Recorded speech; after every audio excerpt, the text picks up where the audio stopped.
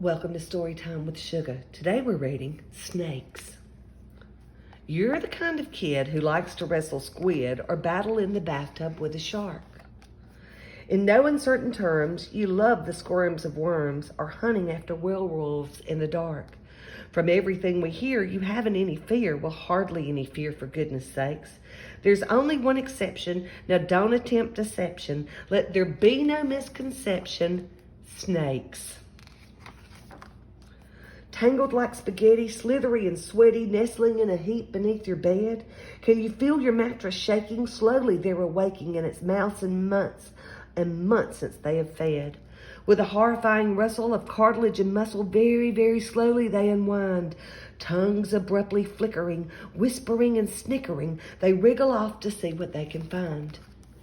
They slink down the stairs, coil up in chairs. An anaconda oozes down the hall.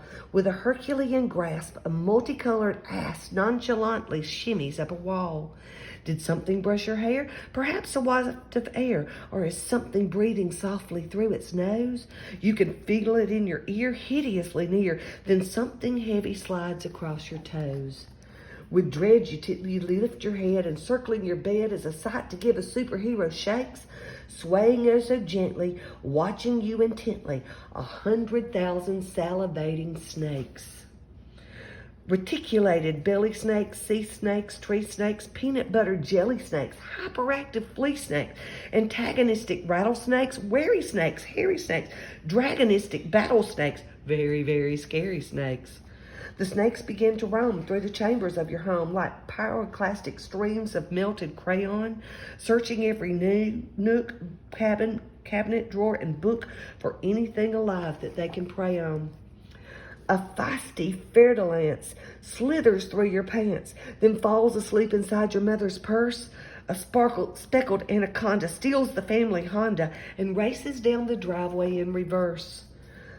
A skink inserts her snoutlet in an open kitchen outlet. Her body starts to phosphoresce with light.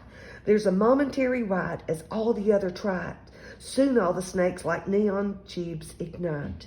Serpents madly wrangling, upside down dangling, bungee jumping off your house's gutters, cowering in boxes, tangled up in sockses, buried to their necks in peanut butter. Snakes as drapes, as measuring tapes, as animated cleaners for your ears.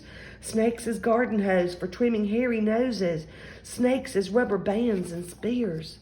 Snakes as playground swings. Snakes as teething rings, as thermometers and nifty stethoscopes. Snakes as clarinets. Snakes as bayonets for tug of war. Snakes as giant ropes. There's been no snake attacks, so you've started to relax up above the mayhem in your lair. When your skin breaks out in bumps, your respiration jumps, and something deep within you says, beware. You open up the shutter, your heartbeat starts to flutter, for the one and only thing that you can spy, resolutely staring at you, absolutely glaring at you, larger than a tabletop, an eye. It's a giant jumping boa, as big as Krakatoa. Your adrenaline abruptly overboils. Repeatedly it blinks, it stretches out and kinks, and then it wraps you up within its coils. You feel a faint restriction of serpentine constriction. In moments you can barely breathe or cough. You face a scary issue. Is the boa going to squish you? It's impossible to shake the serpent off.